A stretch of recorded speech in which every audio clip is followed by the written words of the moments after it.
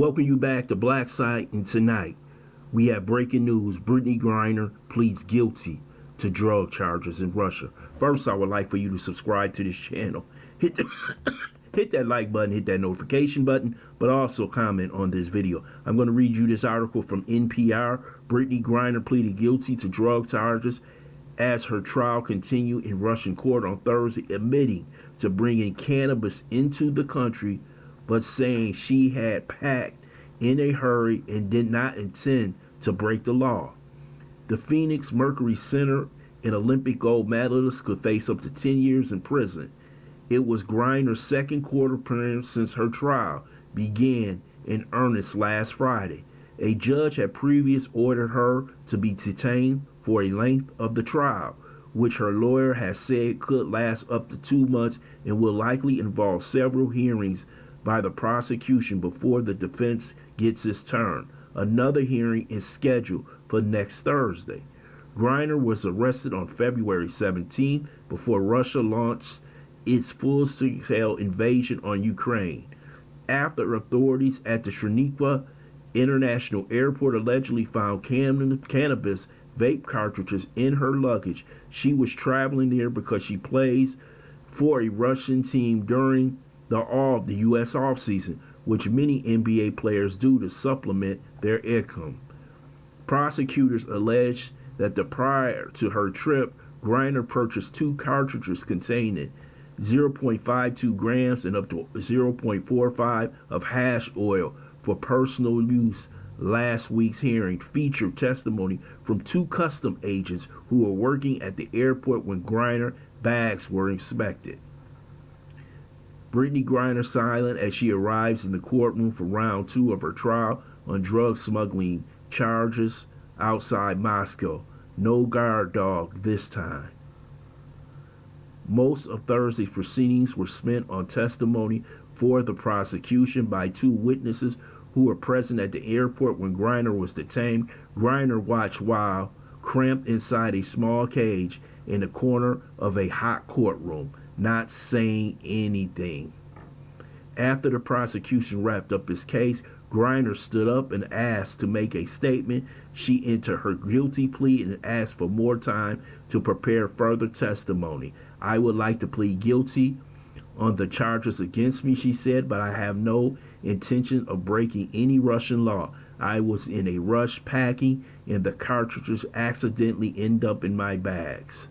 When asked why she pled guilty, Griner's lawyer said it was her first chance to address the charges against her, adding that she recognized she was a role model to many and thought it was important to own up to her mistake, something they hope the judge will take into account while ruling on her case. Her lawyers will explain to her actions more detail in her defense next week. President Biden's administration, which may officially declare Griner to be wrongfully detained, believes that the regime in Russia, Vladimir Putin, ordered her arrest in order to use her as leverage, though the Kremlin insists the case isn't politically motivated. So, Brittney Griner, this is her walking into court today.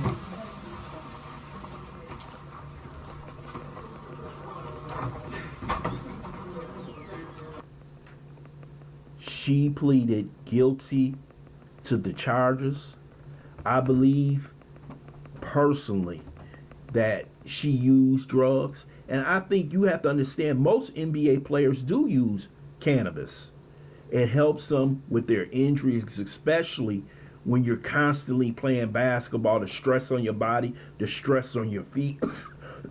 And she probably did wrongfully take the cannabis with her. Now, most people gonna say you don't make that mistake, but she could have, for the simple fact she's been playing in Russia for at least 5 or 6 years. She knows the rules of the country. She knows if she gets caught with drugs, there is going to be harsh punishment in Russia. And many of these players, they play overseas and they know the rules and regulations of that country. By her pleading guilty and standing up and say, hey, I made a mistake, she threw herself on the mercy of the court in Russia Because if that trial would have went through, she definitely was going to get them 10 years. I don't care what nobody say. She was going to get them 10. She's going to get that decade. But with her possibly saying that I stand up for the crime, you don't know, the Russian court may go lenient on her. She may be able to get out. They may be say, hey, you can get out, possibly go home. I don't know what Joe Biden and Kamala Harris is doing. Because before hostility started, they should have got Brittney Griner out of Russia. But all she is a casualty of war right now. Brittney Griner is sitting in the gulag over there in Russia. Yes, it looks like they still feeding her. Okay? They treating her like a partial human being. And they didn't have a guard dog watching her like this was over in South Africa. But you can't expect a foreign adversary to treat your citizens right after you giving billions of dollars to the country they're actually fighting. She pled guilty to the crime. She said she did the crime. So you can't say that she was wrongly detained. Her lawyer said she wanted to stand up for the crime and be a role model to the kids around the world who look up to her. But this is how world politics plays out, man.